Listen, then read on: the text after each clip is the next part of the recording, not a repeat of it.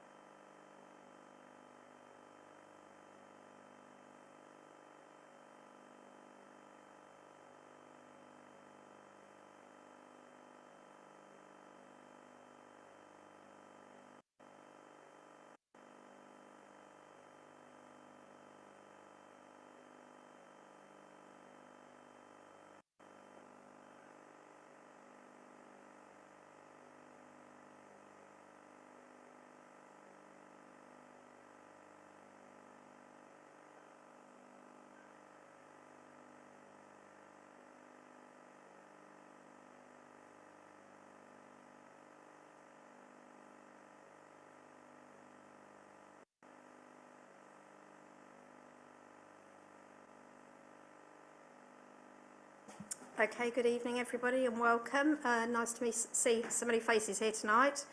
Welcome to this meeting of the Governance and Audit Committee on Tuesday the 18th of November. I'm Councillor Alison Jay, Councillor for Highwoods Ward and Chair of this committee. Action in the event of an emergency. There are no practice alarms planned for this evening, so if an alarm sounds, please evacuate the Town Hall by going down the main staircase or the back staircase to the High Street and then to the car park behind the Town Hall in St Ronald Street. This meeting is being held in the Grand Jury Room in the Town Hall in Colchester and is also being broadcast live over the internet, where it can be watched via the Council's YouTube channel, where the recording will be available to view afterwards. Please, speakers, remember to use microphones at all times and speak directly into the microphone. Members of the committee may use electronic devices to access their meeting papers, and visitors are welcome to use mobile phones and other devices, including cameras, but please use them discreetly, set them to silent, and not use voice or camera flash functions. There are toilets on every floor in the building and an induction loop in this room if needed. We will have a short break at 7:30. And introductions. I'll now ask members of the committee and attending officers to introduce themselves, starting on my left. Good evening, Richard Block, Chief Operating Officer. Sam McLean, Newtown and Christchurch. Natalie Summers, St Anne's, St John's Ward. Councillor William Sunnox, Rural North Ward and Opposition Spokesman on Finance. Good evening, Councillor Paul Dundas, Tiptree Ward. Good evening, Councillor Sarah Naylor, Lexton and Braithwaite Ward. Amy St Ledger, Director of Operations for Colchester Borough Homes. Good evening, Esme Cole, Chair of the Board, Colchester Borough Homes. Good evening, Philip Sullivan, Chief Executive, Colchester Borough Homes. Good evening, Chair. Councillor Dave Harris, Beerchurch Ward. Matthew Evans, Democratic Services Officer. Thank you very much, and there'll be other people that I will call to the table as required. Item 2, substitutions. There are no substitutions this evening. Item 3, urgent items. Again, no item not on the published agenda, which is going to be considered because it's urgent. Item 4, can councillors declare if there are any items on the agenda about which you have a disclosable pecuniary interest or any other registrable interest or non-registrable interest, which would prevent you from participating in any discussion or participating in any vote. Do I have any declarations? Thank you. Item 5, have your say. There have been no registrations for have your say this evening. It's my intention, because we've got a couple of external speakers, that will actually pull item 7.4, response to the HRA business plan, forward so that they can join and leave the meeting after the item has concluded.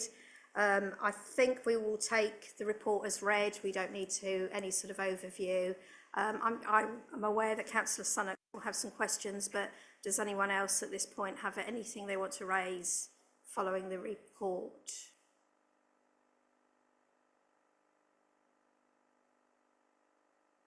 Okay, William, is there something that you'd like to raise? On the HRA business plan report? Yes. Yes. We've heard today that the auditors still haven't answered the question of whether our accounts are right, and so just to go back, we had a presentation on the HRA business plan, the 35-year plan, earlier this year, and it became clear that the cost of major repairs was never accounted for, not ever. Not in day one, not depreciated, and this is a major cost, and that maybe, just maybe, that's allowed under the accounting rules. It's not under any accounting rules that I'm familiar with, but maybe the SIPFA rules allow that. But what is really serious is that it makes the plan unaffordable. We are being told that we got interest cover of 1.25 times, which is your measure. Does your cover interest, is your interest covered by your income? And we've been told that, and it's just not true, because it completely ignores the costs of the major repairs. You do have to replace your bathrooms and everything else. So we've got a capital programme that is based on shaky foundations, that's projecting that our debt, our HRA debt, will increase to 465 million. And it's a pretty, so the accounting looks absolutely fine, and on we go, hiding away the costs of these repairs, but the debt just goes through the roof, and that's exactly what will happen. So we need to look at the capital programme in the light of a sensible prudential measure of debt. And Savills I've written to Savills, and I've asked them to take note that I think they're giving, they're effectively, if they were mortgage advisors or financial advisors to individuals, and they told them that they could afford a mortgage of that scale on that evidence, they'd just be negligent. So I have written to their chair. I've heard absolutely nothing back from them. Absolutely nothing at all, and until we got the report. Can I just make it clear that Councillor Sunnett has written in his own right as an individual rather than as a councillor of this council, just to be clear? I'm not sure. Yes, I'm a councillor and I'm an individual. I've written to Savills. Yes, I have no right to write to them as a councillor. I'd agree with that. But I've had no reply, and then we have the report that their response, and they've come back with a detailed long response, but they haven't answered the essential question, which is, why are they advising us we can afford something we simply can't afford?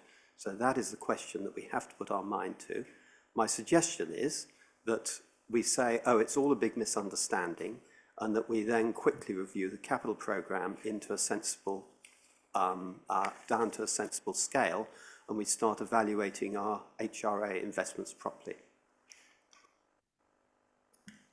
Thank you. We've got Adrian Gillam, our HRA finance business partner here, and Julia Hovels from Savills. Do either of you want to make any sort of comment or response? I'm happy to respond, Chair, if you'd like me to. Yeah, thank you. Okay. Yeah, so from the point of view of affordability, I think we are very clear, and we're very clear in the business plan that was presented and the report that was presented, that the borrowing that runs through the plan is not without risk. All borrowing carries risk, and the level of borrowing in the Colchester plan is high and therefore doesn't come without risk. It's one of the reasons why we proposed a quarterly review and monitoring of the financial performance, income and expenditure, and a twice-a-year review of the business plan, where we review the assumptions and the performance of the business plan against those assumptions to keep it under check. Ordinarily, people may only review their business plan once every 12 months, but this was to recognise that in the early years in particular, the additional borrowing that was taken out needed to be carefully managed. In the HRA, which is very different to the rest of the council and also very different to the to the private sector, the way that we account for things is very different. So we need to set both a revenue budget and a capital budget, which are set independently of each other. And the plan that was presented has a fully funded capital programme, and it has a balanced revenue position where minimum reserves can be maintained throughout the life of the plan. So there is no suggestion in what was presented that the position is unaffordable. The position is demonstrably affordable, but not without risk. So there is a significant amount of borrowing running through the plan, which needs to be managed, but the revenue resources that run through the plan are deemed to be sufficient to support that level of borrowing in terms of meeting the interest payments on that debt. Okay, thank you. That seems quite clear. Does anyone else have any particular questions? Yes, Councillor Dundas. Thanks, yeah. Just to take this really back to very basic stuff, just to help everybody understand it. We've had a lot of debate about the depreciation charge and how that's accounted for, particularly with regards to major repairs. So just to go back to real basic first principles, we purchased a bathroom. I don't know how much a bathroom costs these days. I'm probably completely hopelessly out of date what a bathroom costs, but 15,000. I don't think mine costs that, but let's say it costs 15,000. Okay, bathroom costs 15,000, and we look at the useful life of that. Let's say it's 30 years, and we say at the end of the 30 years, that bathroom is taken out and chucked in a skip probably, being honest. That's what tends to happen to old bathrooms. So it has a residual value of £0, and we depreciate that £15,000 off over the useful life. Where is that £15,000 charged under the HRA accounting, just for clarity? So under the HRA, sorry, Chair, if I may, under the HRA accounting rules at the moment, the depreciation is calculated annually based upon valuations of the housing stock and the remaining useful life of those assets. That depreciation is then transferred from the revenue account, so it becomes a cost in the revenue account, which is a transfer of depreciation into the major repairs reserve, which it is then locked into until it is used to fund expenditure in the capital programme. So revenue and capital are budgeted for very separately, but there are areas that transfer legitimately between the two, and the depreciation figure is transferred from revenue into the major repairs reserve and used as a funding source for the capital programme. Does that answer your question? I think it does. I mean, you said that the valuation of the housing stock is not the valuation of the housing stock because it's a bathroom, it's not the housing stock. We know the valuation is £15,000 down to naught over its useful life. So can you assure me that when we purchase a bathroom for £15,000, somewhere £15,000 of depreciation is charged somewhere? That's really, I think, the fundamental question. It does depend on the basis on which the depreciation is calculated. There is more than one methodology that can be adopted legitimately by an HRA in calculating and charging depreciation. One method is just based upon the value of the asset at existing use value for social housing, which is for Colchester, I believe, 33% of the market value. That value would then be split between a land element and a building element, and the building element of it would be depreciated over the remaining useful life of the asset. An alternative method of depreciation is the componentised basis for depreciation. And under that way of dealing with depreciation, you would break down the value of the asset into the component parts, like, as you've just said, the kitchen or the bathroom, and each of those would be depreciated with a different useful life and with different cost elements. So there are two ways. So I can't guarantee you that that bathroom is allowed for directly, because there are two legitimate ways of calculating and applying depreciation within the HRA. So which do we use? My understanding is that you currently use, and Adrian will be able to confirm this, that you currently use the value basis where you depreciate on the value of the asset. Adrian, can you confirm? Yes, that's confirmed. And Hussein, who's here as the chief accountant, can support you on that. There are various ways to do the depreciation calculation, local authority permitted. Colchester has gone for a two-component, which is just a simple land and building, and then depreciated the building on a straight line basis. I confirm that's in the accounts. Thank you. Councillor Sannox? Yes, this is how it's getting missed, because we're depreciating it on the valuation basis. But the valuation, so what's happening is when we spend the money, we capitalise it, we increase the cost of the asset, and then we come along and we write it down to valuation. All fair enough, but that cost goes through reserves, and we never ever put it through the income account.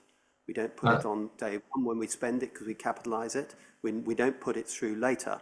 And if you look at the actual figures, I'm sure they're going to say, well, the valuations are what the valuations are, and that's it, all done independently. But if you look at the actual figures, the amount by which the amount we spend on these items, on these major repairs, it all corresponds very closely to the write-downs we have.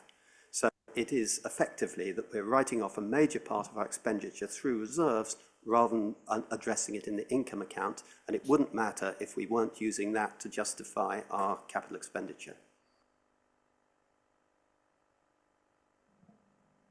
If I may, Chair, in response to that further point, that's where the accounting rules differ in the HRA compared to the private sector, where there isn't a requirement to expense your capital expenditure through revenue.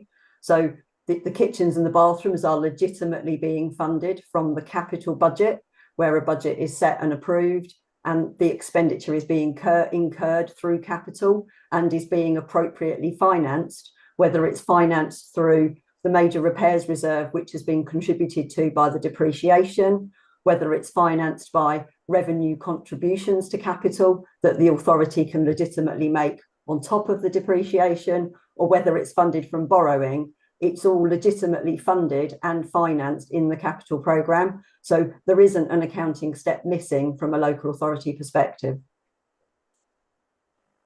Yeah, William.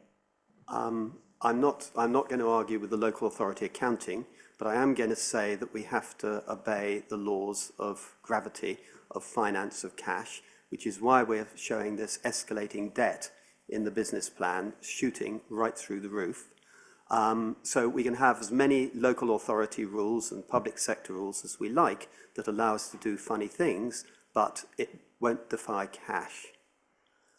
And the worry is that we're not putting enough money aside to replace all these assets. So you're meant to have, the description we've been given is quite right. You're meant to put your depreciations through an MRR, a major repairs reserve, and that's meant to be enough to do your future programme. But our MRR, our depreciation charge, and our MRR are nothing like over the 35-year period, we're spending 19 million a year on these items, and the depreciation is only averaging 9 million a year. So it's the depreciation then goes through the MRR, and that's meant to be replacing it. But this isn't working. We're not putting enough money aside to replace all the bathrooms and so on, which is required under the public sector rules. So my question really is, when are we going to get to grips with all this and start producing a realistic plan? Hopefully, you'll say we'll look at it again in the next 6 months plan, and then we can leave it for now and move on to other things. Yeah, do you want to respond to that? I don't know, Philip, if you're happy to. If I could just come back on the point very briefly, if it's okay. Councillor Sonnix is correct in saying that the level of depreciation that Colchester calculate is lower than the level of investment that is deemed necessary in the existing housing stock.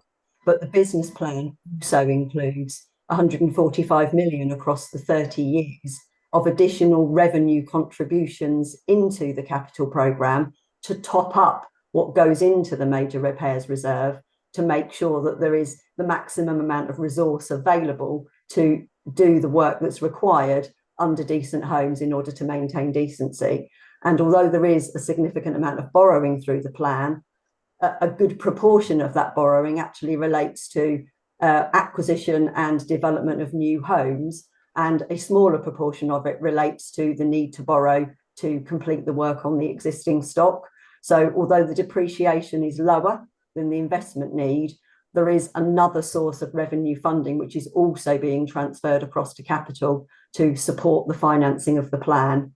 And as I said at the outset, both the revenue and the capital budgets are incorporated and included with expenditure and income, with all of the expenditure fully financed, either by existing resources or anticipated resources, or borrowing which is supportable.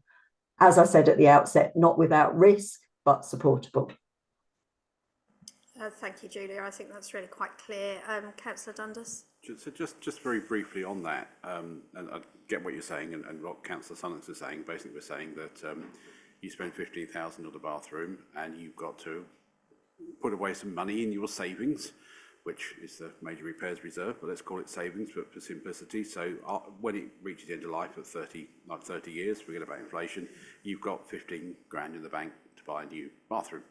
Okay, so what I rather heard there is, under the plan, just for clarity, that what actually we are looking at doing is potentially, rather than buying a new bathroom for 15 grand at the end of 30 years, we are effectively admitting to a degree of managing decline that we'll actually try and squeeze another 10 years out of it, even though it's reached end of life.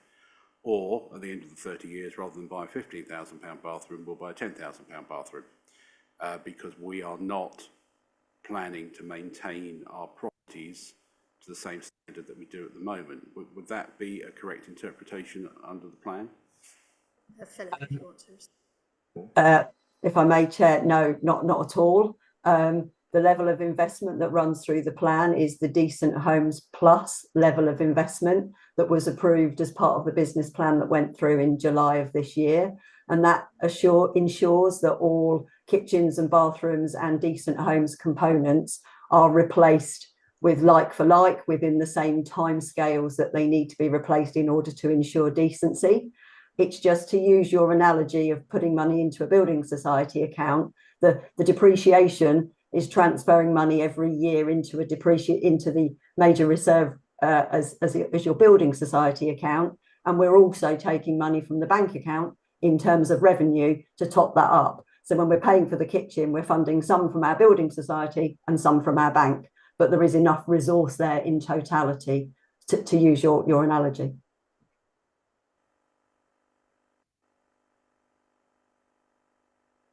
Yeah, I think we need to be sort of tying this up. You've got a final point. Is this 145 million extra you're saying coming out of the in the plan? That's just the RCO. That's just the revenue contribution from capital, isn't it? It is, yes. Yes. No, we're still miles away. Can I just request that we have it, that we're going to look at it properly again in the next? We said we'd be reviewing this every 6 months. Let's review it in the 6 months must be coming up now. Let's review it again and try and get to the bottom of this when we review it on a cash basis. Philip, yeah. Thanks very much. Just a couple of observations from me. In terms, I'm not going to add to what Julia has said from several. I think both in writing and this evening, she's comprehensively covered the questions, and there is nothing that I can add to that. But one of the earlier points was around the mitigations, the risk mitigations, because just appropriate financial management includes that. One of them was that we would be reporting every 6 months. Just to give this committee that assurance, we will do what we said we were going to do. It is programmed in to come back to Cabinet in January with a comprehensive actual annual update, not a 6-month update. So just to give committee that assurance, that will be happening. I think that's all we can do now. On that basis, is everybody happy that we note the report and move on then? Okay, thank you very much. Julia, thank you very much for your time, and Adrian, and for your comprehensive answers. That was really helpful. Thank you. Thank you.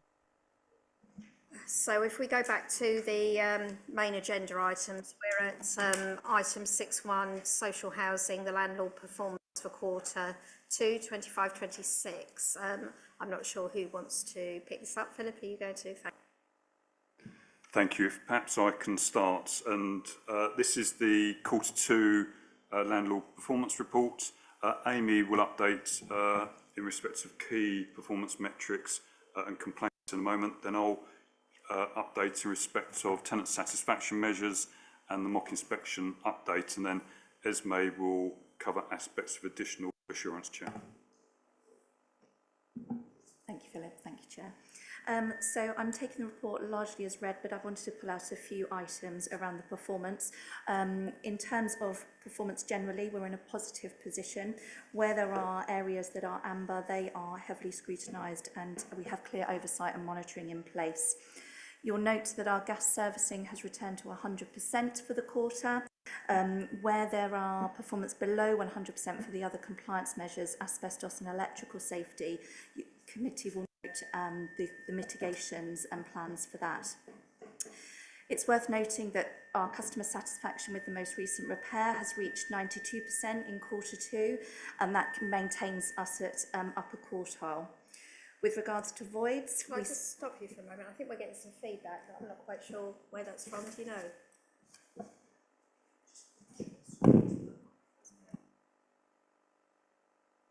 Is that okay? Is that better? We'll give that a go, sorry.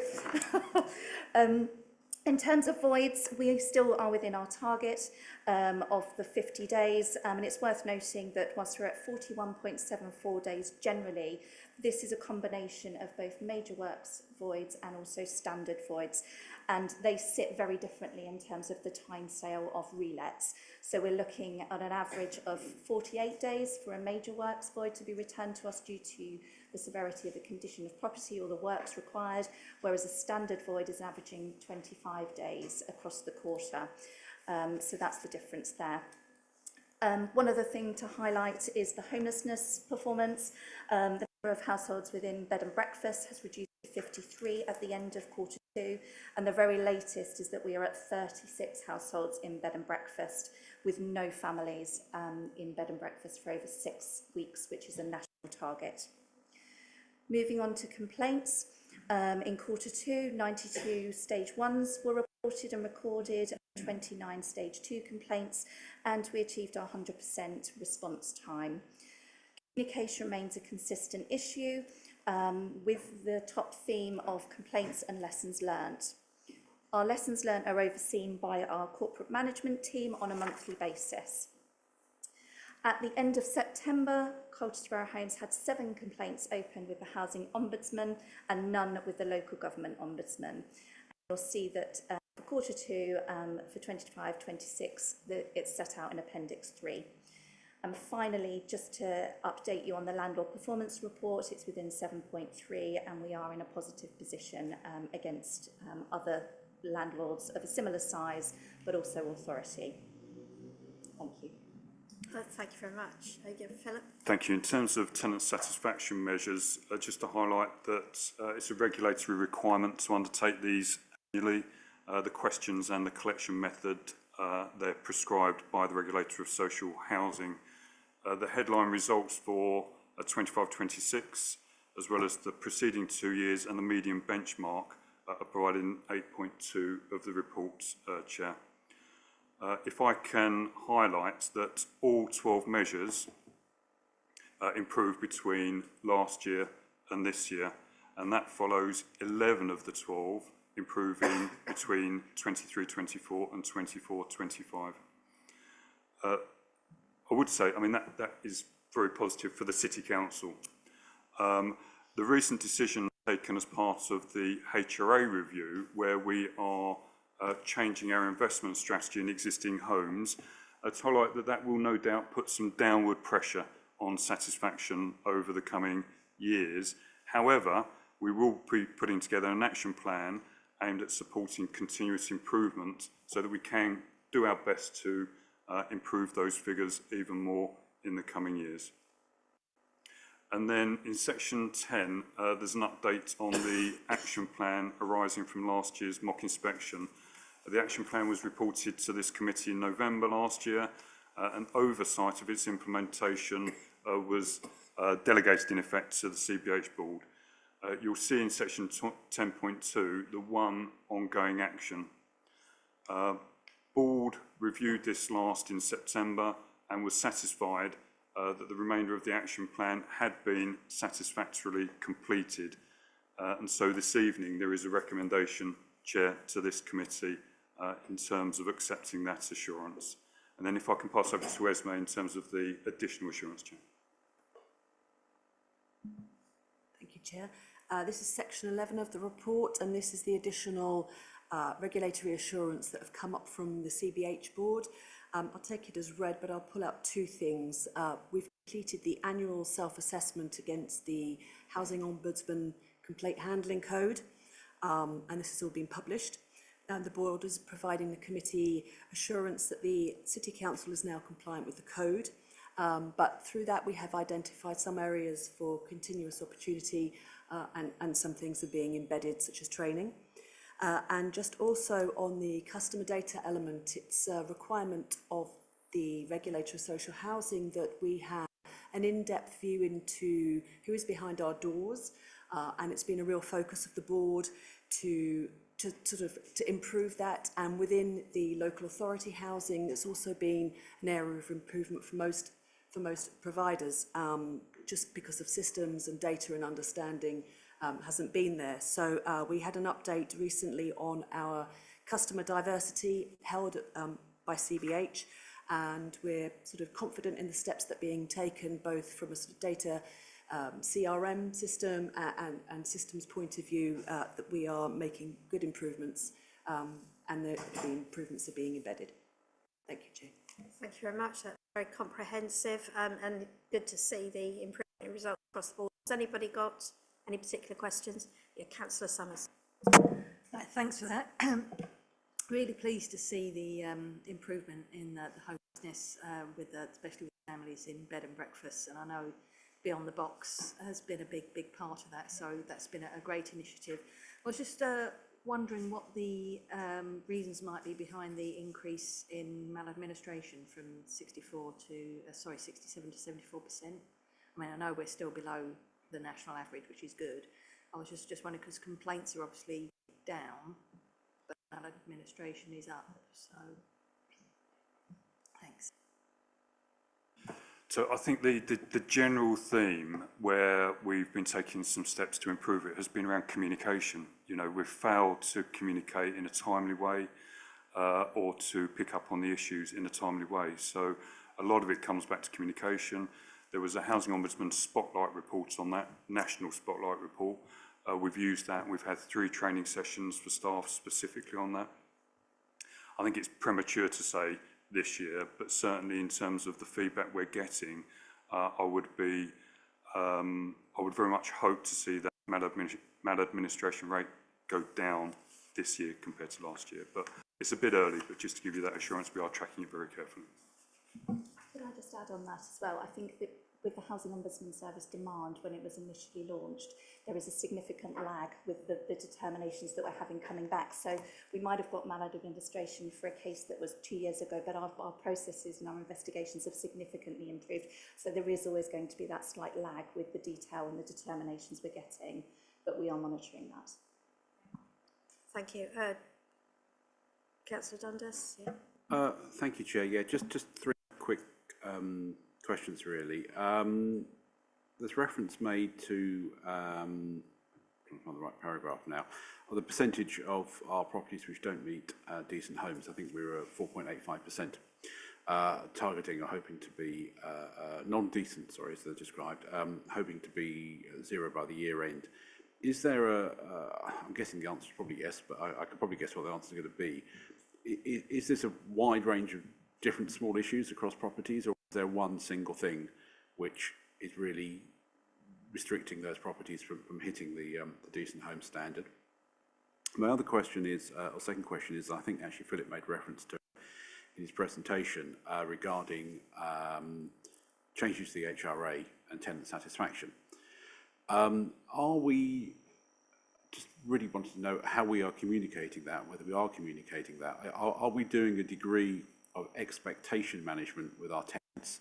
Do they know what's coming, or is it just going to be a sort of nasty surprise for them when they, the first thing they're going to know about it is when they notice that things which used to be repaired or used to be done aren't done, either as frequently or just aren't done?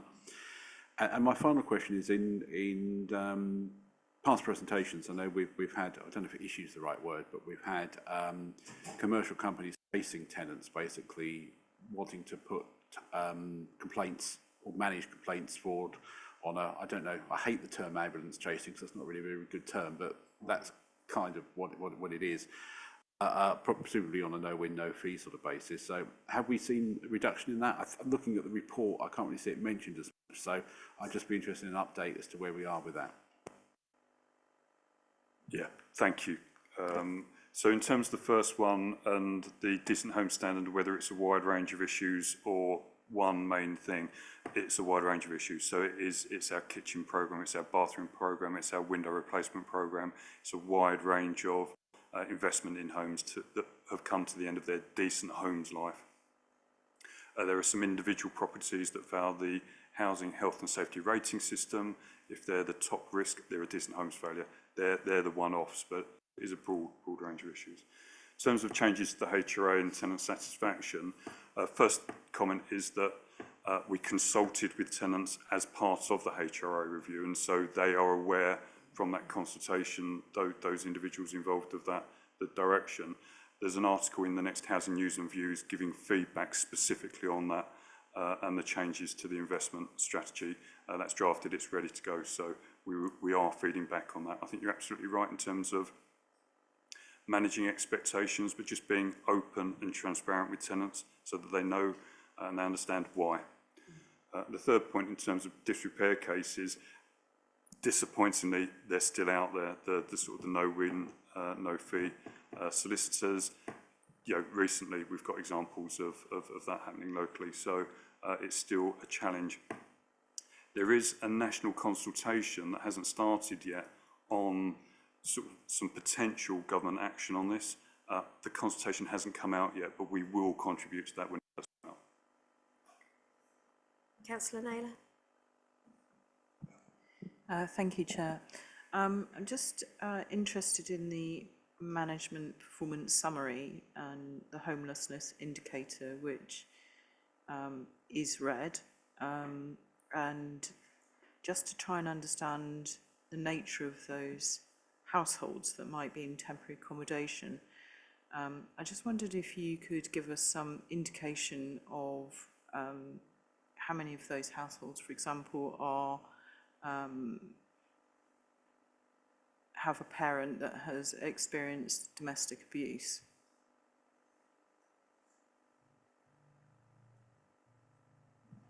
So I don't have the figure to hand, but I will be able, I'm confident we can go away and find that figure and come back to you on that.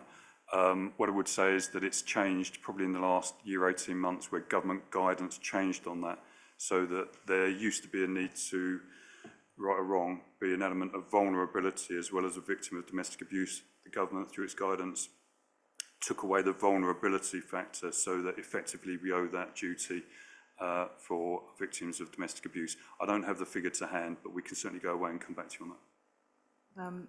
And just to expand on that point, obviously we're most concerned with people who need homes who really are in a difficult situation because of unforeseen circumstances, such as domestic abuse.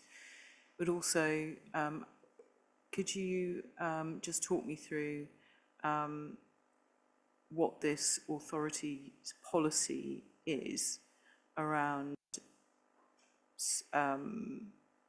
making exceptions, for example, where somebody is a homeowner but is also a victim of domestic abuse and has left an abusive situation, quite rightly, for the safety of themselves and their children, but are a homeowner, but that obviously is difficult to resolve because of the nature of the circumstances that the person has left. And I know this whole area has, you've just referenced it, changed recently. And I just wanted to understand how the policy's iterated to take account of the changes, please. Thank you. So we have most recently updated our policies in line with our accreditation that we're looking to get through the Domestic Abuse Housing Alliance, which does support victims and survivors of domestic abuse. In addition to that, we look at things on a case-by-case basis. Our support and our option service is focused on prevention of homelessness, but also relieving that as well. So where somebody has those circumstances, we will look at those individually. We will signpost them to appropriate support. We've got a couple of cases at the moment where we have accepted a duty and we are looking to discharge that into either this private rented or into the social housing sector. So we do deal with it. We are responsive. We do base it on individual circumstances and cases. Just to clarify, so the fact that somebody is technically a homeowner wouldn't, under the policy, in effect disbar them from accessing social housing? So my understanding, and please bear, my understanding is that actually it would, but what it wouldn't do is bar us from supporting them to secure accommodation, for example, in the private rented sector. So where we try and sort of relieve that risk, it doesn't mean that we're accepting them into the social housing sector. We can advise and support them in gaining accommodation in the private rented sector.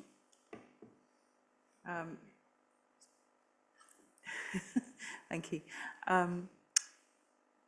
I realise this is delicate, and I'm very happy to have a conversation offline. But I just think it's something that this committee needs to be assured upon, is that the policy as it stands has is getting to the right place, rather than perhaps having a principle that as a homeowner, however tenuous that is because of somebody's circumstances, they may never access social housing. It simply wouldn't be considered. I have some discomfort around that notion. I think it's something that we ought to consider.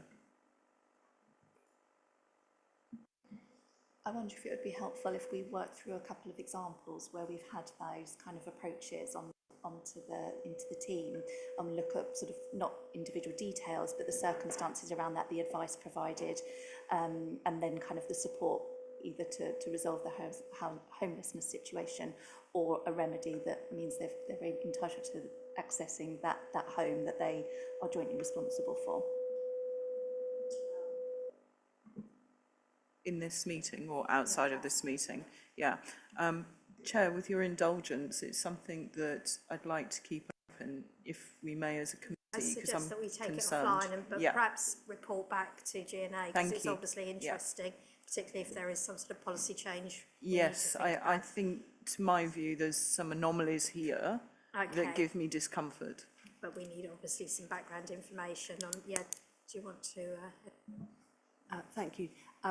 Just to provide a little bit of assurance, I've been joining a panel recently that MP Cox has started up in the region, looking at accessibility, not just from a housing perspective, but from a legal perspective, and charitable support. And so I'm on that, and I'm sort of trying to bring together learnings from that into CBH about the accessibility, and about how often someone has to reiterate their story in terms of trying to apply housing and those kind of things. So there is a work in progress that I have joined with Councillor Rippon as well, so that this work is coming back into CBH from a different angle as well. Okay, thank you very much. Councillor Harris, I think you had a question, if you can remember. Yes, thank you very much, Chair. Thank you very much for bringing me in. This report, I think, I look back over the last few reports, and there's a lot of good news in there. I think it's undeniable that it's obviously flexes up and down over a period of time. I look back at previous reports. The good news, I'd agree with Councillor Summers is over the beyond the box, the homelessness. That's a great news story. We ought to be shouting about that, and I know that the Cabinet is very keen to keep that sort of thing going. But the question I had, Chair, was about the relationship between staffing impact, obviously with struggles with finance and the council, and staffing levels. What effect would those have in the long run over some of the ins and outs of the various key performance indicators here? I mean, I'm notwithstanding the fact that there are some good news in here. There's some that have gone down, some that I would expect that over a period of time. It's how you manage those, and I believe they're being managed well. But just wonder whether the staffing levels, looking forward, that relationship between those levels inside here and the staffing numbers, I'd need to hear a bit more about if we can, please. Thank you. I mean, the reality is staff are very busy, I think it's fair to say, but they're also performing very well. Generally speaking, and hopefully that does come through in the report, performance is good. And we have to take in the round the level of staffing and the resources required for that, with the other financial pressures on the service and on the HRA business plan. So I think it's fair to say that at the moment, staffing is at an appropriate level. Who wouldn't say it would be great to have more staff? That's the reality, and they are very busy. But in the context of the wider business plan and the pressures of the service, I'm satisfied that, broadly speaking, we've got the right staffing levels for the service we're trying to deliver. And I would say, genuinely, my CBH colleagues, the team, are working really hard, and the results, broadly speaking, are very positive. So I'm very pleased with individual staff members in CBH. I hope that answers your question. Councillor Sunnox, do you still have a question? I do. I've got 3 questions, I'm afraid. The first is quite a strategic one. I too am delighted by the results from Beyond the Box, but that's all in the general fund because it's dealing with homelessness, isn't it? But we can't put it in the HRA because it's rented property. If we owned those properties, they could go into the HRA. I think that's correct. With the university reducing its size from 18,000 students to about 13,000 students, there should be a lot more student accommodation becoming available. And should we not be on the lookout for buying student accommodation, which per family is of modest cost compared to building houses? Shouldn't we be trying to buy some of those blocks and using them to help with the homeless problem within the HRA, which would take pressure off our general fund? I've got 2 more questions, but I'd love to hear the answer to that first. It's a technical question. Thank you. The reality is, when we do need temporary accommodation, one of the main reasons we need temporary accommodation is because we don't have the permanent accommodation for people to move into. We need more social housing. Social housing sits in the HRA, as you know, Councillor Lennox, and temp accommodation in the general fund. So the council's strategy is to build and acquire more social housing so we can move people out of temp into that permanent social housing. And then we use the private sector to flex up and down as demand changes over time to meet that temp accommodation costs. If we were buying accommodation for permanent housing, it would need to come out of the HRA. Does that answer your question? Yes, well, exactly. So the answer is, why not be looking at the student blocks that will be coming free as the student numbers go down as acquisitions into the HRA? And, you know, instead of being £200,000 or £300,000 a unit, you would be able to buy them in at a much lower, £50,000 to £100,000 a unit, probably. I'm not an expert on it, but it's a fraction of the cost. If you look at what student blocks change hands for, it's a fraction of the cost of building new houses and flats. So we do have some of the student accommodation is self-contained studio sort of apartments, you could say. Others, it's like 3-bedroom flats where we have 3 separate individuals in there. They're not suitable for permanent social housing. We are using the HRA. The approved HRA business plan has provision for building and acquiring, and we are very actively doing that in line with the business plan to get that permanent accommodation to move people into. So it's not that we're not acquiring, we're doing it to provide good long-term accommodation, permanent accommodation that we can move people into. The aim being that we have less reliance on temp accommodation. I would say, but because numbers change over time, we're also keen not to overcommit to very long-term arrangements on temp accommodation when that number might reduce in, one hopes, months or years to come. So it's around risk management as well. I still float that idea as one for thought and move on to my next thing, which is that your report covers very much the operational side. I think as the landlord committee here, we're also interested in what you're building and interested to see what's going on with Military Road, Heart of Greenstead, and the garage sites. I know you know that is work being done on Colchester City Council assets on our behalf, but we never seem to get any reporting on it. Is there a reason for that? I mean, Chair, I've got no objection to it's a matter for the committee. If it's something that's suitable and appropriate to come to committee, I've got no objection to reporting further information. I'd request it be distinct from the landlord performance somehow, in as much that this is specifically looking at regulatory oversight of the landlord functions as opposed to new build. But, you know, if it's appropriate and you would like it to come to this committee, then I'd be very happy to report on that. I think it would be a great idea, Chair. Well, again, when we've got the item on the work programme, if we look at that, without overloading the work programme, obviously, and the work of officers. But it comes yeah, up, Military Road overspend comes up later in the papers, by which time you'll probably be well home by the time we get to that. But that's what flagged it, and I thought, oh, we're sitting there with the Governance and Audit Committee, we're meant to be doing a landlord function, and we're not, so I would like to suggest that. Okay, thank you. Was there anything else? I've probably asked enough, but this is a very simple question. I picked up on, we're talking about we need to know who is behind our doors and study customer diversity. What are we trying to achieve there? Are we trying to achieve more diversity, or is it we're trying to know who's behind our doors? Do we want to know that because we're trying to root out fraud? Housing fraud, what's the thinking behind it?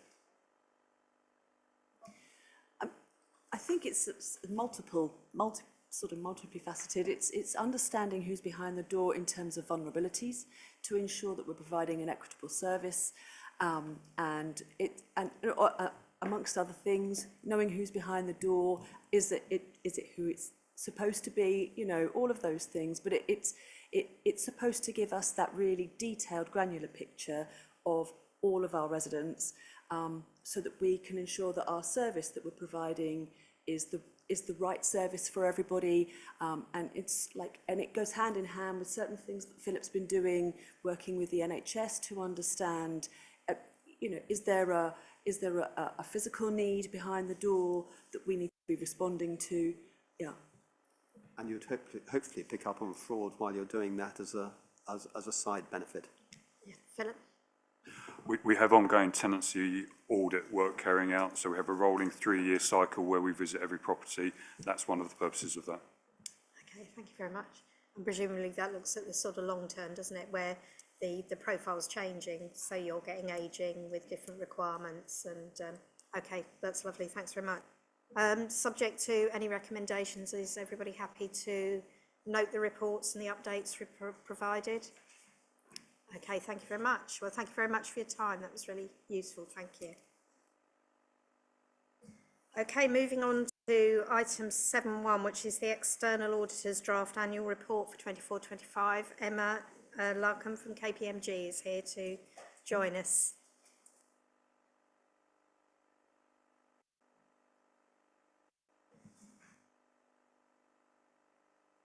Sorry. So I've got for you today our draft annual auditor's report. This is a summary of the sort of status of the audit to date, and I'll give a quick update on the year-end financial statements audit at the end, but because that is in progress still, the majority of this report is really focused on our value for money conclusions. So I'll just take you through the report as it stands today. So I think it's just helpful to remind the committee as to what we look at value for money. So if we turn to page 7 of my report, which is page 41 of the full pack, we look at 3 areas when it comes to value for money. So we look at the arrangements in place during the year, and it's just important to note that the year that we are talking about here is the 24-25 year, so not the current year, but the previous year is the 24-25 year end. So we look at the arrangements in place to secure financial sustainability, the arrangements in place during the year around governance, and the arrangements in place for improving economy, efficiency and effectiveness. So what the committee will note is that this report, and I won't go through it in sort of detail, I'll take it as read, but the report in terms of the key findings are not significantly different from what we reported for the 23-24 year end, and that is in recognition of the fact that actually that work due to the backstop date was actually not concluded until February 2025, and therefore really for any arrangements to have changed in 24-25 they would have effectively had to have been concluded within 1 month fully embedded. So highly unlikely to have ever achieved that, and particularly given the changes in the finance team and the new Section 151 officer, this report is not to sort of be, I suppose, it is not unexpected in terms of the findings. That doesn't, however, take away from the significant amount of work that has been done by the finance team during the year, and that should be sort of seen through and reflected in the 25-26 value for money report, as we'll see those changes come through. So what I thought was probably just helpful is to touch on the key areas of findings. So that sort of starts on page 20 of my report, or page 54 of the full pack. So we've pulled out some areas of strength that could be made around the risk management, not a weakness, but certainly just an area that we will continue to keep an eye on, and making sure that those risk management arrangements continue to be strengthened over the 25-26 year end. The second there around fraud risk management. So this was something we raised last year in terms of strengthening the sort of internal fraud controls, particularly around having that independent sort of fraud piece. So that again is ongoing. Again, given the timing of that, I wouldn't have expected that to be fully implemented due to that only being raised by us in February last year. The third aspect there is around the financial reporting. So again, I've acknowledged the fact that that has definitely improved in the 25-26, but again, due to the timing during 24-25, we didn't see much shift in that, but certainly note the improvements coming through. The fourth one there around oversight of council assets.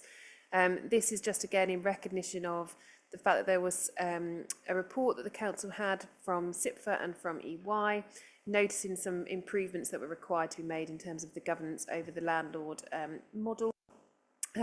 Progress has definitely happened in that regard, but because of, again, some of the timing, not all of those recommendations have been fully embedded and implemented during 24-25. The fifth issue there, just around the capability and capacity of the finance team. So this was an area of significant weakness last year. Really, that was, I suppose, born through the fact that we didn't have a set of accounts in a timely manner. We were unable to complete an audit. This year, those accounts, whilst didn't quite meet the date, they were prepared in time for that, but due to committee timetable, they weren't published until slightly later. So we had a full set of accounts. We are in the process of auditing, so significant improvements have been made in that area. However, I do acknowledge, I know that this is something that the Section 151 is looking at, in terms of a lot of that finance team remains interim, so that is an ongoing challenge for that team, and there are plans in place to deal with some of those recruitment challenges.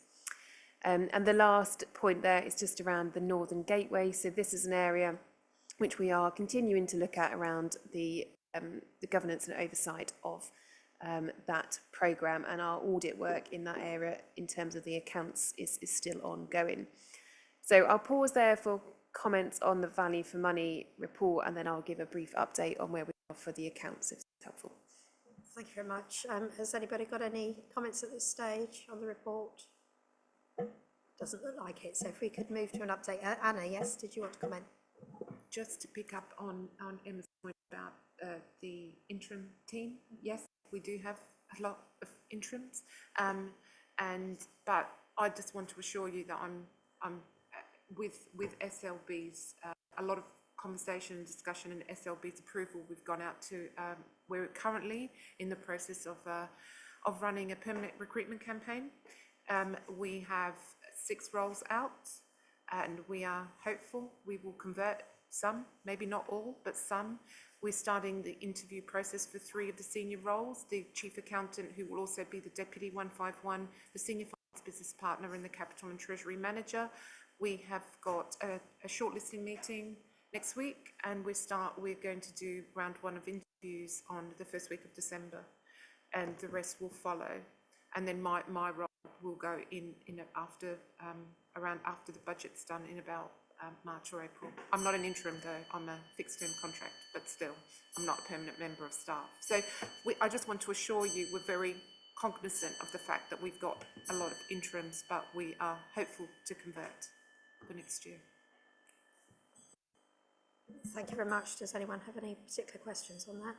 Yes, William. No, we've had a very good session with KPMG before this meeting in private, and I think we've asked our questions. So for the public looking on, they need to know that's not we're not interested, but we've asked them in private. Just one question for you, Anna. How are we selling the idea of coming on board when there's only a couple of years until LGR? I mean, for me, I'd love a short-term job. Maybe you can sell that, but I think people may be looking for longer jobs, and we've got to present that to people. There must be hundreds of capable accounting staff in the Colchester area, and it should be possible to do, but LGR is a little bit of a blot on the horizon for that. It depends. I mean, it depends where you are. County staff will be displaced because they will be split up. There will be other people who are looking at Colchester as an opportunity to get a couple of years under their belt before we go into unitary. There is, to be honest, in terms of salary levels, it's likely we're going to find step-ups as opposed to the fully formed article, but I don't think that that's a problem. I think that we realise that might be the case, and by the time we get to a unitary, there will be people who will be much better placed to take on some more senior roles. I think when I did my microsite and I did my little speech on the microsite, I talked about the fact that we are an ambitious council. We've got a lot going on. We are keen to transform. We are keen to improve. We know that we're on an improvement journey in finance, and we've done a lot of improvement, and there's still a lot more to go. And if you're the kind of person that wants that challenge and you don't want just a boring BAU type of a role, I shouldn't have said boring because finance is never boring, we know that, you know, I know that. But if you want a role where you want to be challenged and you want to be, and you want a level of transformation and improvement, then this is the place to come. So very good. I hoped you were going to come up with something like that. Yeah, and of course. selling it for what it is, not hiding the issue away. And did you say that your contract was coming to an end? Did I hear that? And did I hear that the capital accountant has changed recently as well? Yes, and she is Anmol, who's at the back there. She's our new capital accountant. She's an interim, and we are going out for a combined treasury and capital manager that oversees the capital and treasury function. So Zoe's here as our treasury accountant and Anmol's here as our capital accountant. But I think we have been working with those two areas that have been slightly separated, and they need to come together. Obviously, the two things go hand in hand. The capital and the treasury function need to go hand in hand, and currently Zoe has been working, but I think we need to bring them together under one function as part of the corporate finance team. So that's the other role that's being recruited to do that. And actually we need a proper formulated corporate finance team, which we haven't had previously. Richard, did you want to add something? Yeah, it was on the Northern Gateway point. Obviously, I've referred in this committee to the fact that we are commissioning our internal auditors, TIA, to carry out a full review. And just to remind the committee that the scope and brief for that review was actually shared with Emma as well, to support the external audit process and check there was a level of comfort with where that review was going. That review's actually commenced. Members and officers involved in previous decision making can expect to be talked to as part of that review to understand obviously advice that was given, roles taken, etc. And ultimately that will be reported back to this committee. Do we have a timeline for that? I don't, but I will come back to the committee with a timeline. When we spoke to to TIA about commissioning the work, they thought that they were going to crack on with it and try and get it done before Christmas. But it depends really where it takes them in terms of the level of governance. This spans multiple years, multiple administrations, multiple officers, including when we had a wholly owned company that was managing the project entirely. And obviously this committee was the shareholder committee for that company. So there's quite a lot of digging around to do by TIA, but they're going to crack on as quickly as possible. Okay. Councillor Sutter. Will the tier work cover, one of the things that came up is that there's a fundamental problem with the valuations and the valuers, and that we're having to make some changes there. And in particular, Northern Gateway was valued at 0, which, I mean, how that got through, how no one turned them upside down and shook them until they started looking, how that happened, it must be a mystery. And will TIER be looking at that whole fiasco? Richard. No, that won't be part of this. Perhaps Anna might want to talk about the valuation issue. It's more of something for her, I think. Yep. I believe the tier is about governance, not about the valuation. So I suspected this was going to be the case, but we had to let the valuers run their process, and it became quite clear when they were challenged by KPMG fairly that it wasn't going to be to our satisfaction, so we would need to go out and get a valuer who was much better equipped in valuing these type of arrangements, the income strip that we have with. So shouldn't it have been challenged by us before it got to that stage? I mean, the KPMG should be the backstop behind the backstop. Perhaps. May I come back? So I just wanted to come back on my role, just to give members assurance.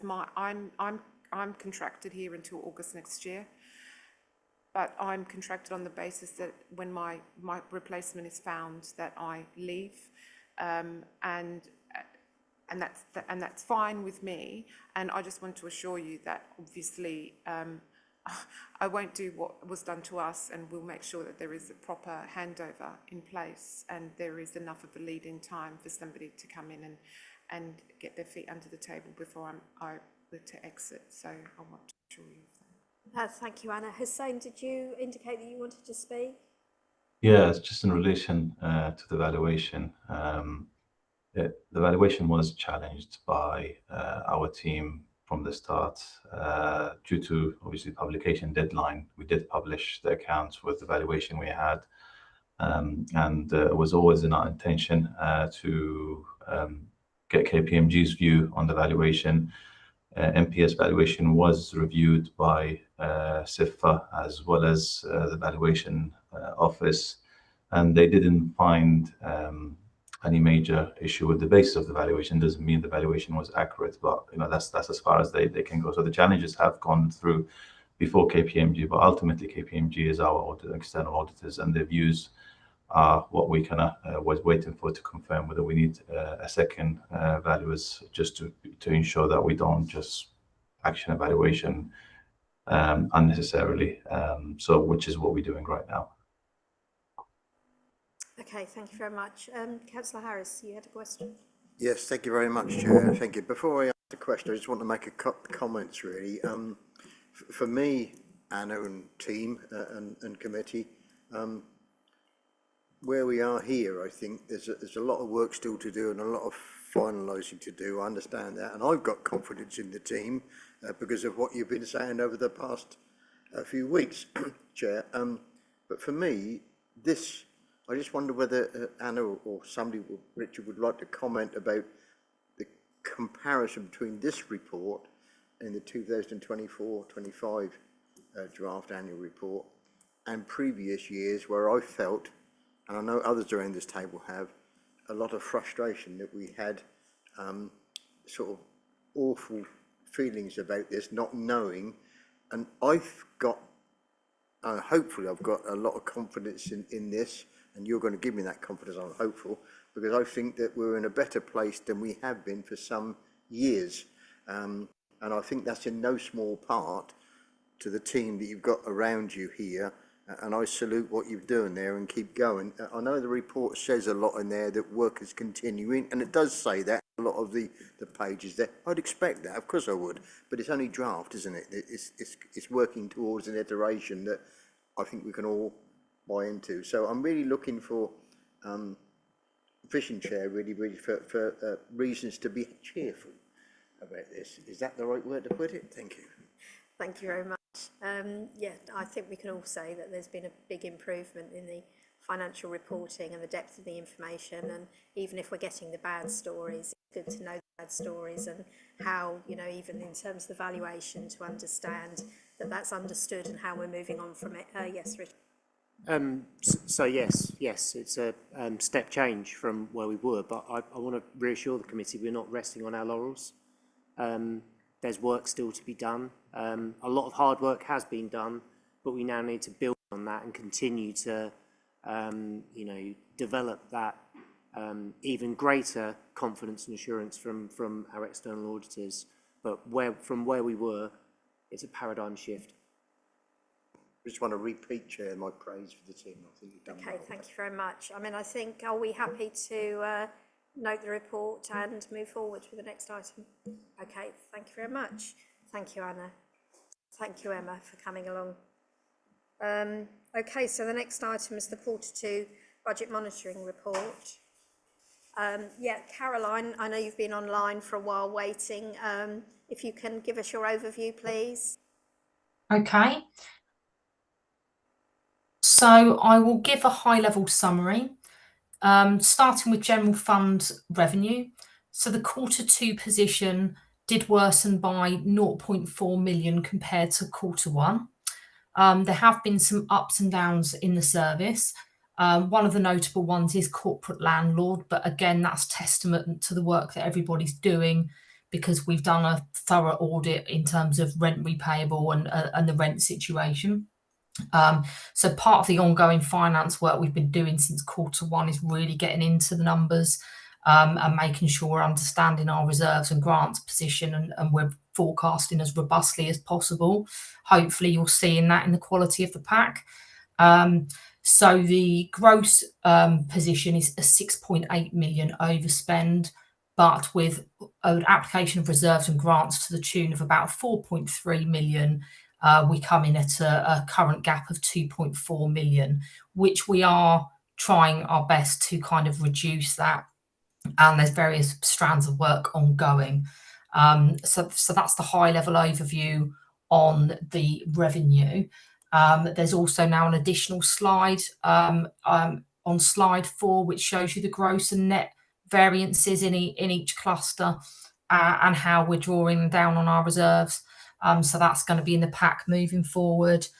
So that's the reserves questions. In terms of capital, I can report the capital position for Q2, but what I would say is they've just done a major refresh and new capital program is live, well, with a completely new number. So whilst I can go through the variances, I would stress it's at a point in time and the world has kind of moved on since this report.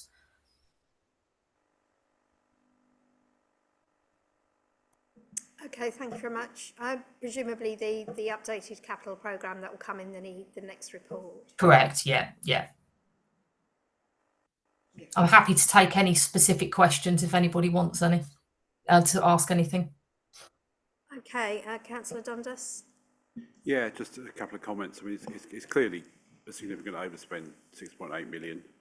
I know it's out of reserves, but it's a bit like saying, well, you know, I've spent more than I've earned, but some of it's come out of my savings account. It doesn't really make a lot of difference. You can move it out of your savings account into your current account and backwards and forwards. Some of it we did expect to a certain extent, which is why we had some of those reserves, but it's 23% on our original budget in the first 6 months, so that is a lot.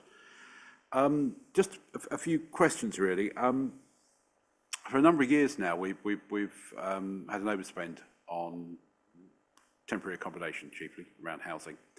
And every year we put a figure in the budget, and every year it comes out to more than we expect. Looking forward to the 26-27 budget, are we confident that we're actually going to try and, I know it's difficult to predict, isn't it, predicting the future, but we have to be honest with ourselves that we haven't been very good at, we've underestimated. So are we confident that we can actually get a realistic figure in there in the 26-27 budget? That's my first question. On the Turnstone one, now we know that not a lot is going to change between end of Q2 and the end of the financial year. That in the sense that the cash burn for want of a better expression, is going to be about the same. It'll be slightly less without going into detail because there's things around rates and that in there, but we now know factually it's going to be about the same. So if it continues at the current rate, we're looking at sort of 4.2 to 4.4 million in this financial year, I think.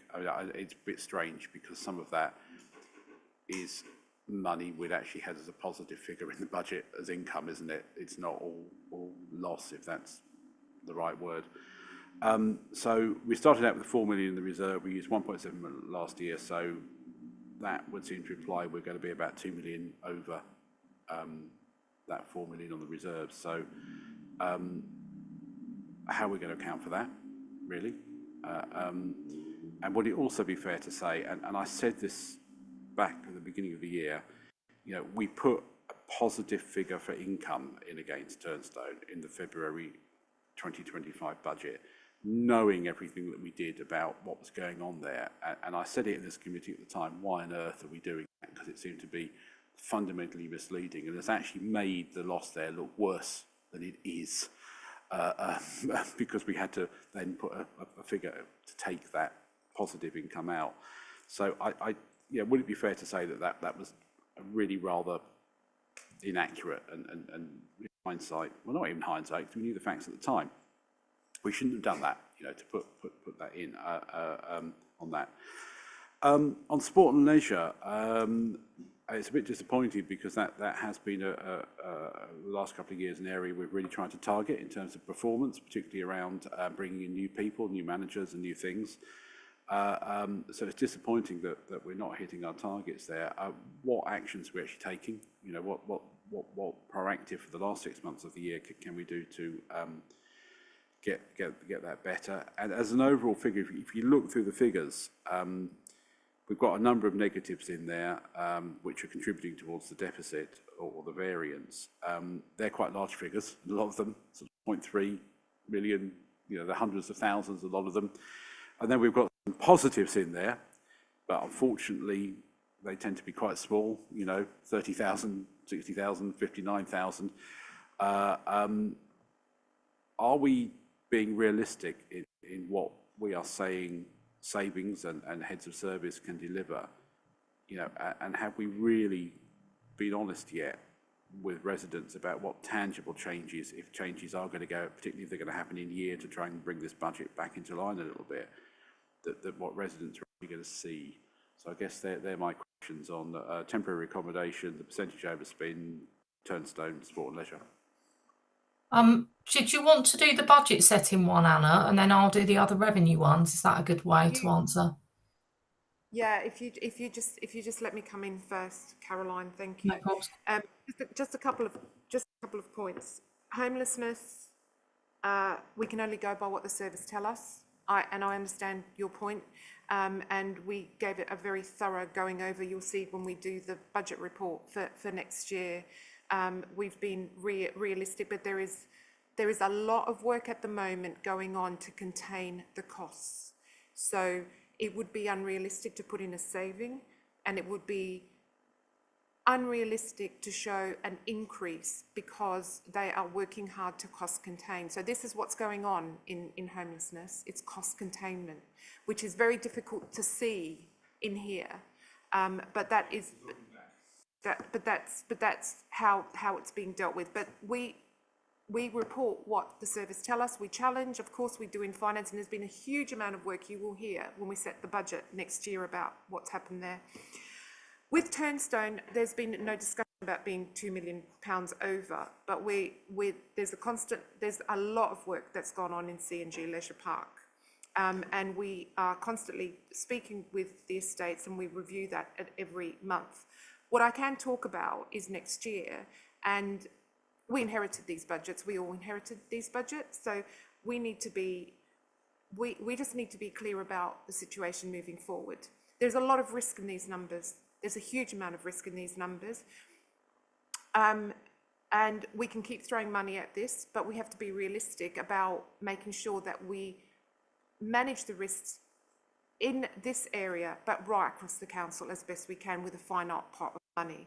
But what I can tell you that for next year, we've approached this in a number of ways. We have there was a structural problem with the budget for CNG Leisure Park, and we have put in an amount to fix what we believe is a structural deficit in business as usual budget for Turnstone, and that is a number that will go on for the life of the CNG Leisure Park. There is also a lot of modelling that's indicated that the finances will turn around in 2 years' time. So there's been a short-term injection of cash into the budget for 1 year for next year, and that should help proceedings until 27-28 when things start turning around. But we've also allowed for an ongoing 10% contingency reserve to cover off voids, so 10% of turnover for voids, and that is an ongoing contingency for the CNG reserve in perpetuity. So there's a couple of things that we've done to try and sort the problem out in perpetuity in a one-off injection, allowing headroom for us to turn this around into a more surplus position by 27-28. And we set that all out in the budget report for next year. So there's been a huge amount of work that's been done and continues to be done in this space. Anna, can I ask on that? I mean, I think we're quite good at focusing on costs and transformation and savings. I've had some concerns about our ability to budget effective income. Is that something that's being looked at? I mean, it mentions bereavement services has not hit income. I think that's the second or third year. Sports and leisure, we know there's been quite a lot of bad press recently. We probably need to turn that round and get people back using our facilities. And I know we're looking at updates that will help with that. But are we focusing as well on making sure that we're getting accurate income budget? So yes, we are. And there's been a huge piece of work done for around the fees and charges. You'll hear again for the budget report for next year. Huge amount of work being done looking at income. There is. I might let Richard perhaps come in on sports and leisure, because there's a huge piece of work going on in many aspects of sports and leisure, because it's a double whammy effect of costs and income. So the income isn't sufficient and the costs are rising.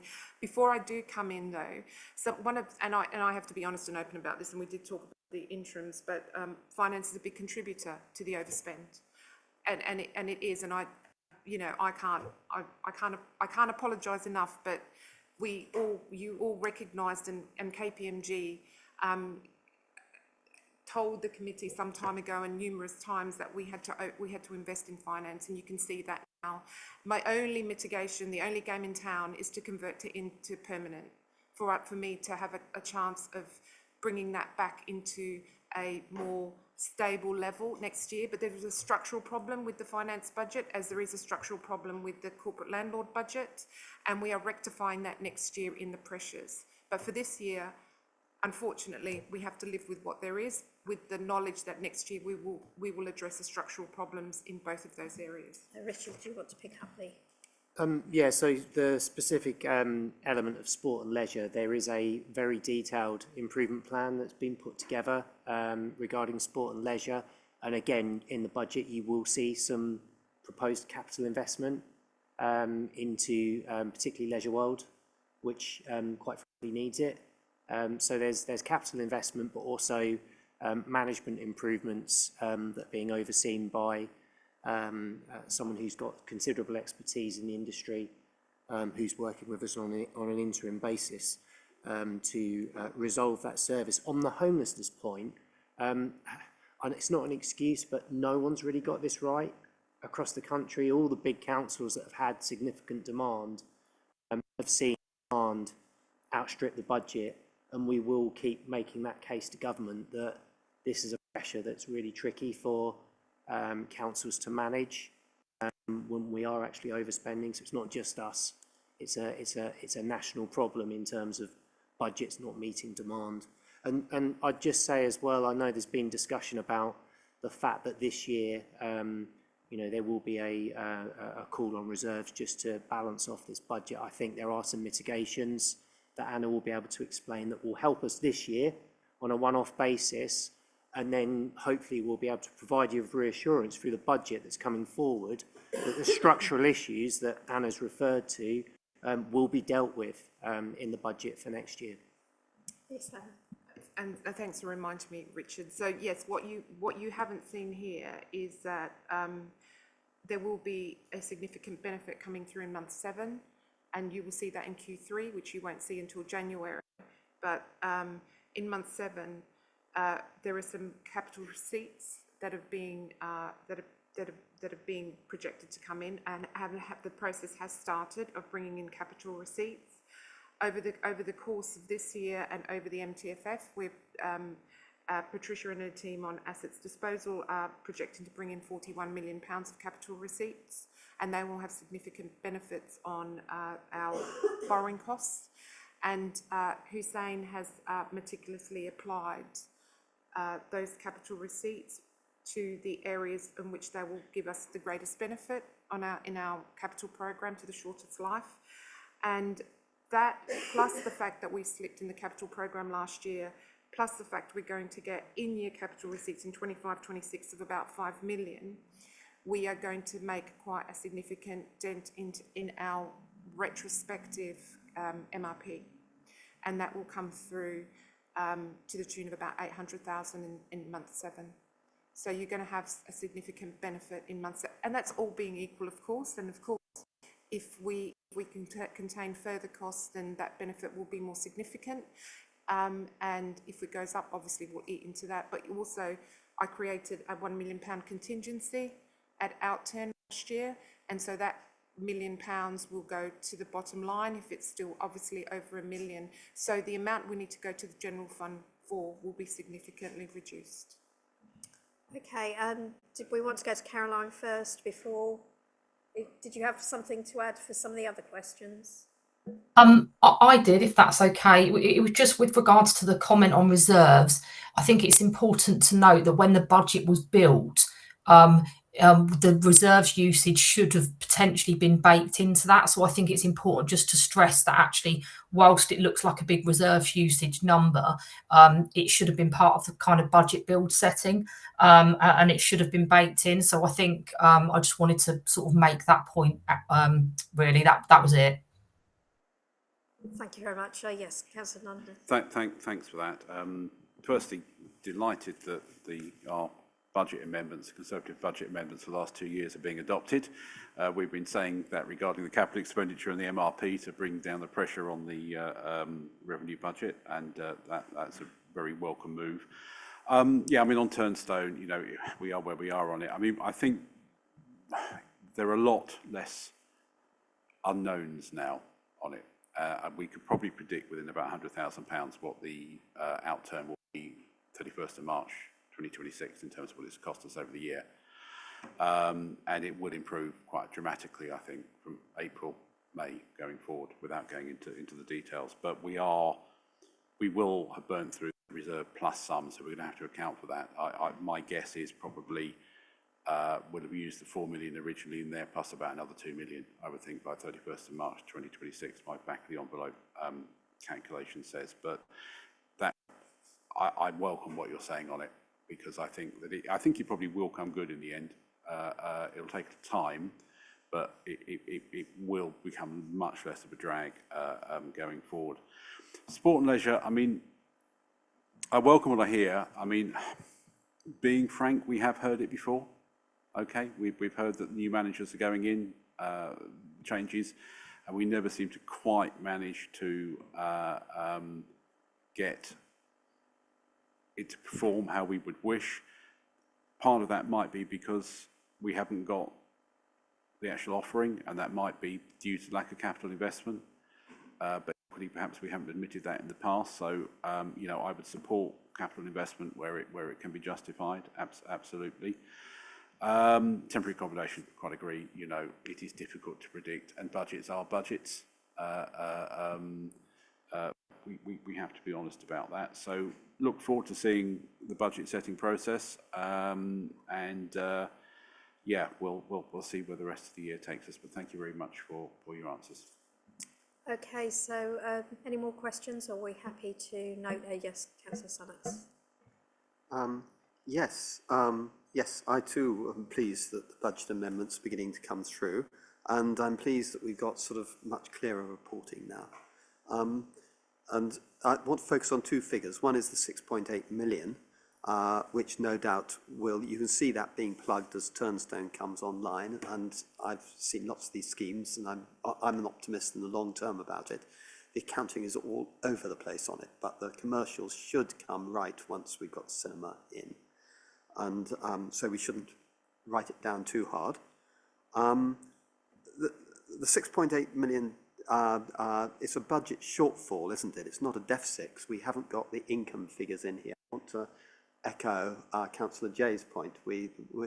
Have we got the income figures in here? I couldn't find the income figures in the report.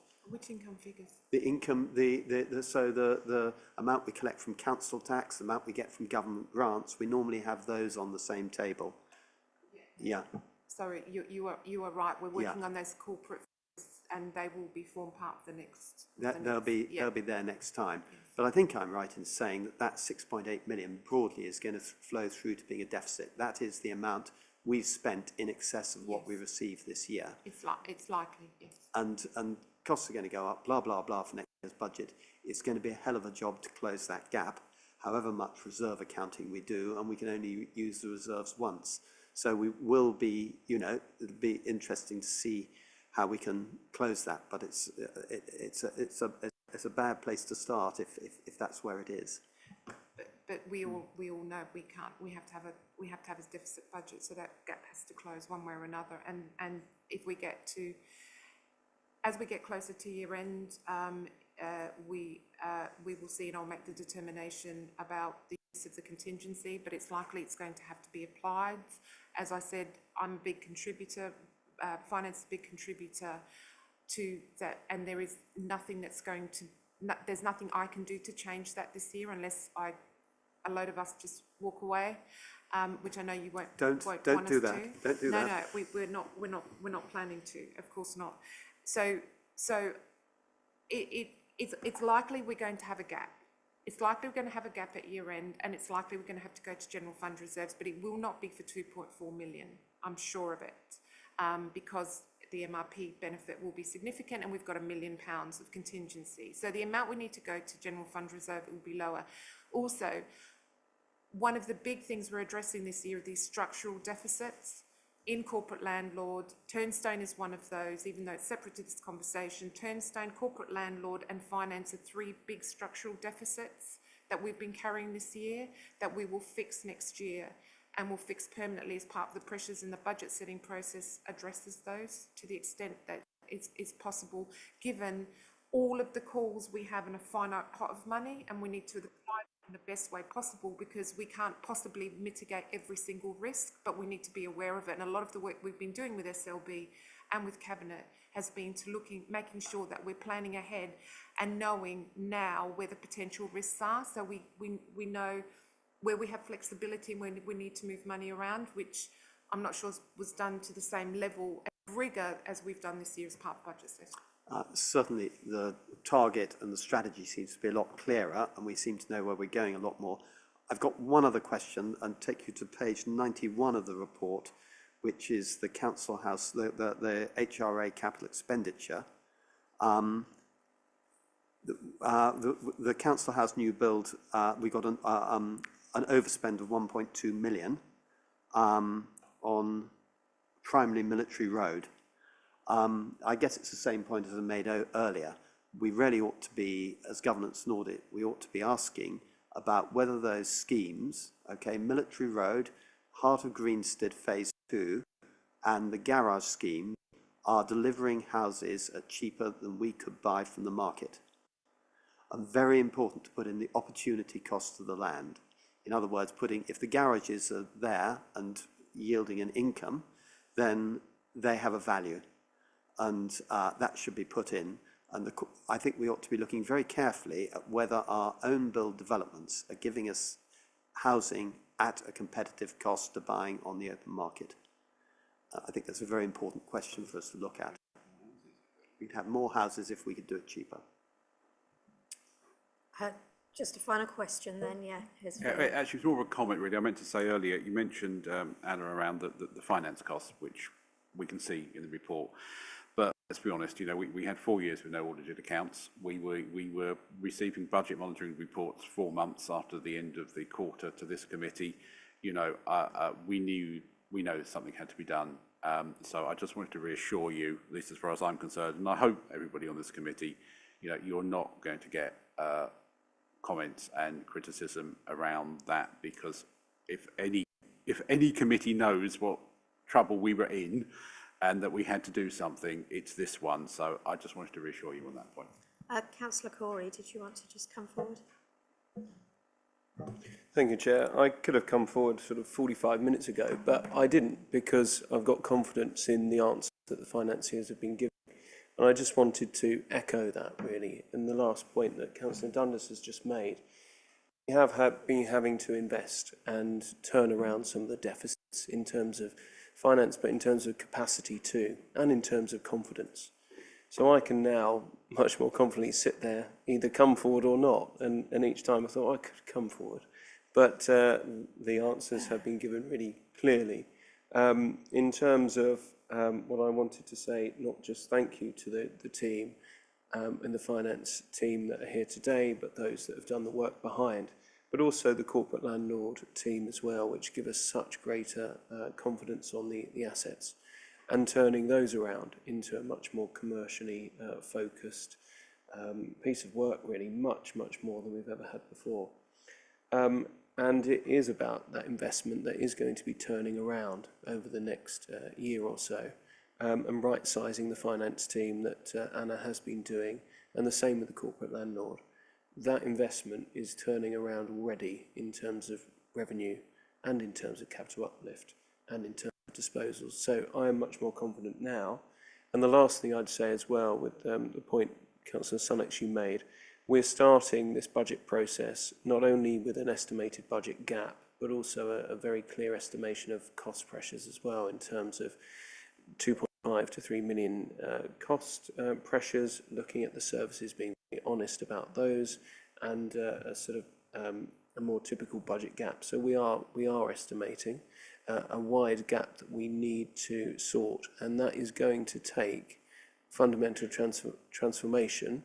And those plans we have briefed on, but we are going to go into greater detail as we come forward to scrutiny with the draft budget. Of course, we still have to wait, frustratingly, till late in December for our Christmas present from the government as to what the Fair Funding Review will tell us. Wrapped up in that is business rates as well. So there will be a lot still to discover under the Christmas tree around the 20th of December. But I think we are having to make much deeper structural changes, and the Cabinet are committed to those, and we can make those on the basis of understanding much better our financial commitments and pressures, but also the assets that we now know a lot more about in terms of sweating those, disposing of those, and building on those. Thank you. Thank you very much. Okay, well, if nobody's got anything else they want to add, we'll just close the meeting for 10 minutes for a break, and then we'll move on to the Treasury Management Report. Thank you. Bye.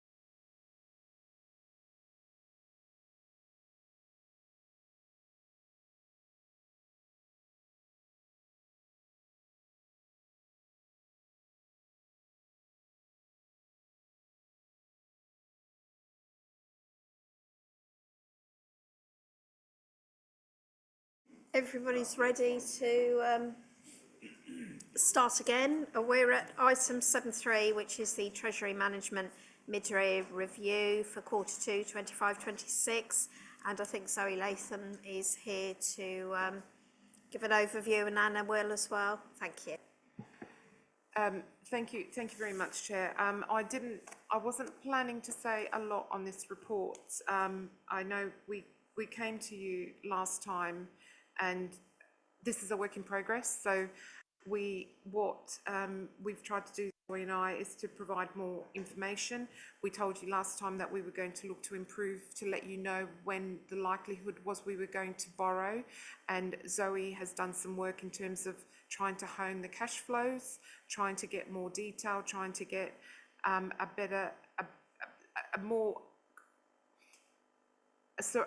realistic position about when we are likely to have to borrow and why, and we've tried to do that for you.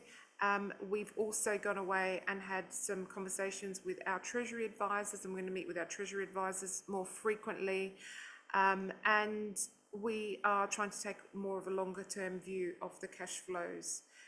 So I wasn't proposing to say much more than that. I know there's still work to be done, but that's where we are right now. We'll improve on it for next time. Okay, thanks very much. Has anybody got any particular questions with this? William? Yes. First of all, interest rates. There's a table of forecast interest rates. Are they, it's very, very simple. Our borrowing cost, I think, is the gilt plus 0.8% for our general fund and 0.4%. I can't remember it's a very, very simple form. I think 0.4% for the housing revenue account. Are the figures you're giving us here, are they the standard rates, are they the gilt rates, or are they the rates that we actually borrow?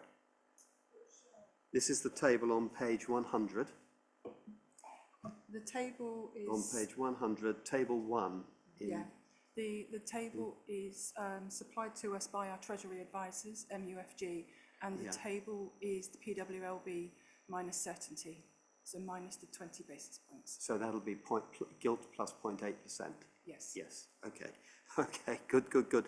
I think it'd be just really useful to just keep on reminding ourselves that the HRA can borrow a little bit less than that, and so that we know that when gilt rates go up, as they have done just recently, we know that our borrowing costs are going to go up, or if they go down, likewise. And the second thing is, there's sort of, I love that you put all the PWLB and all the loans, the detail of what our debt is has improved massively. The worry is over the cash flow, which I'm always trying to figure out. We suddenly borrowed 43 million, didn't we? Was it the beginning of this year, before you came?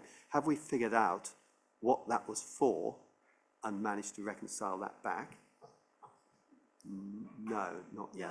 No, and we won't. It was HRA borrowing that happened just as we were coming in, and it was virtually my first day when I was told that we needed to borrow for the HRA, and it was urgent and had to happen on that day. And that's and because there's no one left that can. We will never get to the bottom of that, but it's HRA that's it was required financing for the HRA.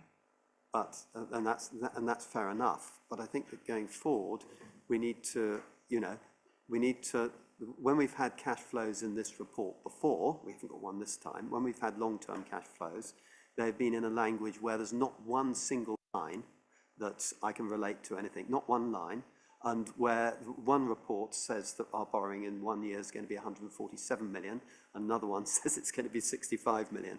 It's sort of, we get ourselves into all this capital financing requirements stuff and get really complicated. And my suggestion, and it's meant to be a helpful suggestion, I'm not wanting to give anyone any more work, just concentrate on the cash. We know what cash we're meant to be spending. Don't worry, assume the balance sheet remains roughly the same, the working capital and everything else, assume it's roughly the same, unless there's something really big that is coming through, and just look at the cash that's coming through in the capital programme, and in the operating surpluses or deficits we're doing. And that'll tell you roughly where you're going to be and give you an early warning roughly of when you're going to have to borrow. And most importantly, will tell us in language that we understand what the actual borrowing is going to be. I don't care a fig about the capital financing requirement or operational boundaries or anything. I just want to know whether how much our borrowing is going to be and whether we can afford it. I think that's the sort of absolute foundation of what we as a committee here are responsible for. I agree with you, Councillor Sunnex, and that's what we've been working on. So we've been trying to get more of a longer term view and also a more detailed view. One of the big requirements that we need is for the capital program to stop moving. So there's been a lot of change in the capital program. You will see that the capital program that comes through and at Q3 is going to look very different to the capital program we have now. It's been gone through line by line. So the assumptions made, there's a lot of assumptions that have changed from the beginning of the year to now, and capital program is one of those big assumptions. So what we will do is when the budget is set and finalised and we've got a clear review, Zoe's already looking forward to 26, 27 and looking at the revenue impacts of that. We need to also factor in the capital program. The biggest ticket items we have for income is precept. For payments out is the payroll bill, and then it's capital. Aren't they the three biggest areas that we have the movements? So the pay bill is pretty, I mean, it went up because of the award, but it's pretty constant. Our precepts, we know when they go up and down, so they're all factored in. We've got capital receipts coming in. That will be another big inflow into the cash flow. So that will probably stop us borrowing when we needed to borrow, if we're going to get 41 million forecast over the next 3 or 4 years. And it's the capital program, which is the biggest variable in here at the moment. I think you're working away at the bottom-up cash flow, which is incredibly complicated. You can get lost in it. What I'm suggesting is that you take a top-down approach, looking in years, not months, making some pretty heroic assumptions about how the balance sheet won't change, and I think you'll find that you get something really useful out of the exercise. I'm only suggesting it to help. I'm really not, and I think that would give you a framework where then, when figures from the short-term cash flow looked a bit odd, you'd say, oh, that can't be quite right, and that would help you put it in place. It's very granular. Doing the bottom-up, month-by-month stuff is really granular and complicated. I've done it. Doing what I'm suggesting is really simple and gives you the framework that you can do the more detailed work underneath in. So I would encourage and urge you to think that way. Okay, has anybody got anything else? No, so we're happy to note the mid-year review, the increase in external borrowing requirement and the refinancing of the existing Public Works Board loan for the HRA. All happy? Okay, thank you very much. Thank you very much for your time, Zoe. And Anna. So the final item on the agenda tonight is the work programme for 25-26. Just a report setting out the current work programme for the committee. I think we've got some postponed reports from Amphora coming next month, is that right? Yeah. And then there'll be the ethical policies as well, which I think following a meeting today is going to include some digital and cyber updates, accessible use policy. Yes, Paul, you wanted to? Just going back to the conversation we had earlier and actually within the KPMG Value for Money report regarding the governance of the corporate landlord model. I think, as we discussed, although we look at our assets and management of them individually across our different constituency bodies, CCHL, the council, CBH, I kind of read into that there's a recommendation that we should be looking at the corporate landlord model as a whole. So maybe that, whether we can actually get that in this year or not, I don't know. But going forward, perhaps that's something the G&A committee ought to be overseeing, or at least reviewing at least once a year. Oh, I'm happy with that if we've got time to fit that in the work programme. Yes, Councillor Sunnex. And the flip side of that, the corporate landlord model deals with the general fund capital expenditure, And then there's the HRA capital expenditure, which I know we've got quite a busy programme until the year end, but I think the HRA capital expenditure, we should have a report on the actual programmes and answering this question. Are we delivering houses which we build ourselves at a cheaper price than we can buy them on the market? So a bit like the capital programme detail we get on the revenue account. Well, I'm really asking for an appraisal. I know they'll never give me an appraisal, but you know, we've got to know the basics of those programmes. Military Road, the garage sites, and Heart of Greenstead, I think, are the big three. Could that go into the programme that's in one of the remaining meetings? Okay, I'm happy to note that. Yeah, if you're happy, that was something that Philip said he was happy to deliver earlier on in the meeting. So if you're happy for me to speak with him and work out the timing of that to come back in, then something I'll happily do. Okay, that's lovely. Well, I think that brings the meeting to a close then. So thank you everybody for your input and for your time this evening.